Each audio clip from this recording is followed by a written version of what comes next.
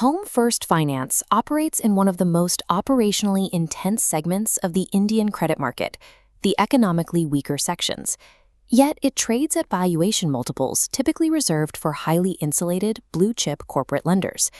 To understand how they achieve institutional-grade returns from informal borrowers, we have to look at the structural mechanics of their loan book. India currently faces an urban housing shortage of roughly 10 million units. That deficit translates directly into a 35 trillion rupee total addressable market, which is specifically clustered in the affordable housing sector, driven by self-employed individuals earning under 50,000 rupees a month. For traditional lenders, this group presents a massive underwriting hurdle. 69% of HOMEFIRST's borrowers come with zero prior credit history. This pie chart illustrates the company's precise product focus. 85% of their portfolio is dedicated to pure home loans, with the largest concentration falling right into the 0.5 to 1 million rupee, or 5 to 10 lakh, micro-ticket segment. Legacy housing finance companies struggle here because the operational expense of verifying informal income eats through their margins. HOMEFIRST overrides this through what we can call the RM Tech Matrix. Instead of fragmented departments for sales, credit, and collections, they deploy a centralized relationship manager model. The RM acts as a single point of contact, handling the groundwork from initial sourcing to property inspection and eventual collections. To prevent branch-level fraud, that raw field data is piped into a centralized tech hub.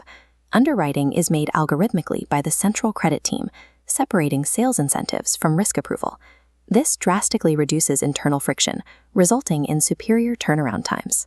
The market's confidence in this execution is anchored by management continuity.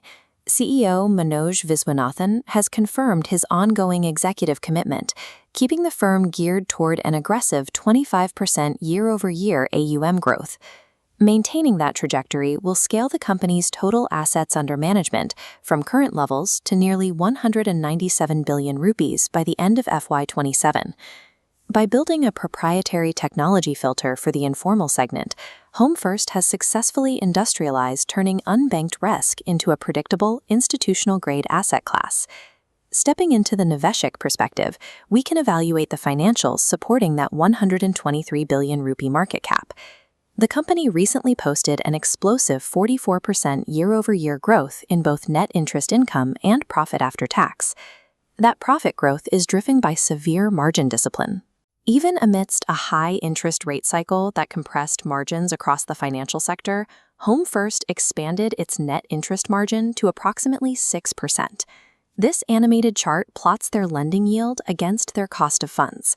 Instead of chasing maximum immediate profit, the company intentionally locks its spread between 5 and 5.2%. Whenever costs drop, they pass the excess benefits to the customer, ensuring high retention.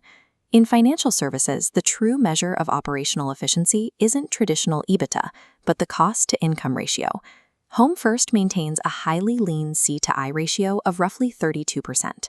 That lean structure flows straight to the bottom line, delivering a 16% return on equity and an industry-leading return on assets between 3.5 and 4%.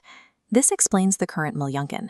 The market gladly pays a price-to-earnings multiple of 21x and a price-to-adjusted book value of 2.8x for these return metrics. The map holds up because the 33% compounded annual growth in revenue is consistently outpacing operating expenses. This operating leverage means every new loan added to the book is marginally more profitable than the last. Crucially, reported profits are backed by actual liquidity. The cash flow to PAT conversion remains highly robust, proving these are realized gains, not accounting accruals.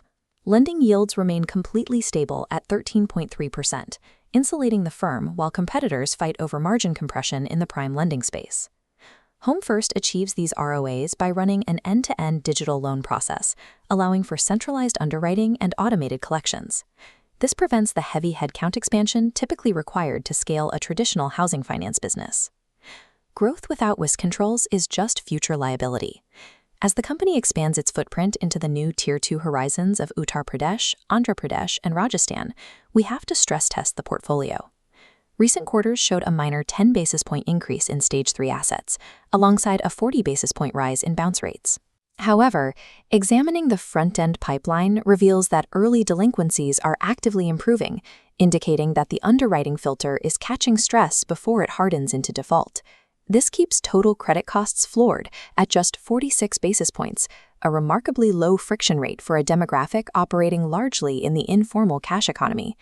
They are also diluting geographic risk, once viewed strictly as a Gujarat-centric lender, which still accounts for 38. Governance metrics remain totally clean.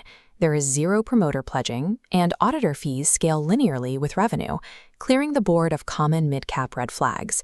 On the liability side, they utilize a heavily diversified funding strategy, mixing multiple private bank lines with National Housing Bank support to neutralize the risk of a sudden liquidity squeeze. This premium represents a market pricing in a governance track record, the management's ability to navigate multiple credit cycles without allowing non-performing assets to spike. To price the stock accurately, we have to run it against industry peers like Bajaj Housing and LIC Housing Finance. This comparison table isolates the valuation paradox.